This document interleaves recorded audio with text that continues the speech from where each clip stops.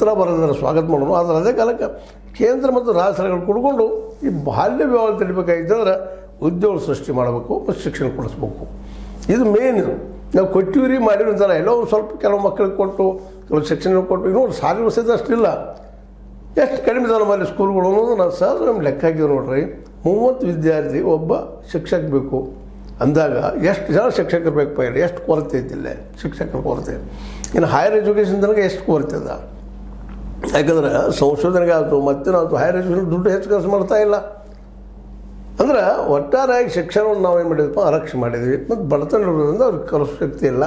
ನಾವು ಇವತ್ತು ಹೇಳ್ತಾರೆ, ಮೋದಿಯವರು ಹೇಳ್ತಾರೆ, ಕೇಂದ್ರ ಸರ್ಕಾರ ಹೇಳ್ತಾರೆ, ನಾವು MBBS ಅವು ಕಾಲೇಜ್ ಅಷ್ಟಿದ್ವಿ ಇವತ್ತು ಹೆಚ್ಚು ಮಾಡಿದ್ವಿ ಮತ್ತೇನು ಮಾಡಿದ್ವಿ ಅಂತೇಳಿ ಅದು ಅದರಲ್ಲಿ ಖಾಸಗಿ ಕಾಲೇಜುಗಳು ಭಾಳ ಇದಾವೆ. ಖಾಸಗಿ ಕಾಲೇಜುಗಳಲ್ಲೇ ಖಾಸಗಿ ಶಿಕ್ಷಣ ಸಂಸ್ಥೆಗಳು ಕಲಿಯೋದು ಎಷ್ಟು ಖರ್ಚು ಬರ್ತದೆ. ಲೋವರ್ ಗೇಜ್ ಅಪ್ಪರ್ ಗೇಜಿಂದ ಶುರು ಆಗ್ತದೆ. 10-20 ಸಾವಿರ ರೂಪಾಯಿ ಖರ್ಚು ರೆಗ್ಯುಲರ್ ಕಳಿಸ್ತಾ ಇರಬೇಕು, ಖರ್ಚು ಮಾಡ್ತಾ ಇರಬೇಕು. ಒಂದು ಮಗು 1 ವರ್ಷಕ್ಕೆ ಏನಿಲ್ಲಂದರೂ ಅವ್ನ ಖರ್ಚು 1 ಲಕ್ಷ ತನಕ ಆಗ್ತದೆ. ಎಷ್ಟು ಜನ ಪಾಪ ಮಕ್ಕಳಿಗೆ ಬಡ ಮಕ್ಕಳಿಗೆ ಎಷ್ಟು ಖರ್ಚು ಮಾಡೋಕ್ಕೆ ಸಾಧ್ಯ ಬಡವ ತಂದೆ ತಾಯಿಗಳಿಗೆ. ಅದು ನಮ್ಮಲ್ಲಿ ಚಿಂತನೆ ಇಲ್ಲ. ನಾವು ಹೆಚ್ಚು ಮಾಡಿದ್ವಿ ಅಷ್ಟ, ಹಂಗಿಲ್ಲ. ಪ್ರತಿ 30 ಹುಡುಗರಿಗೆ ಮಕ್ಕಳಿಗೆ ಒಬ್ಬ ಶಿಕ್ಷಕ ಸಿಗುವಂಥ ವ್ಯವಸ್ಥೆ ಆಗಬೇಕು.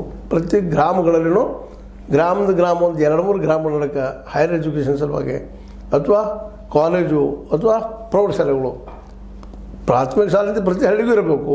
ಒಂದು 3-4 ಹಳ್ಳಿಗಳು ಕೂಡಿಕೊಂಡು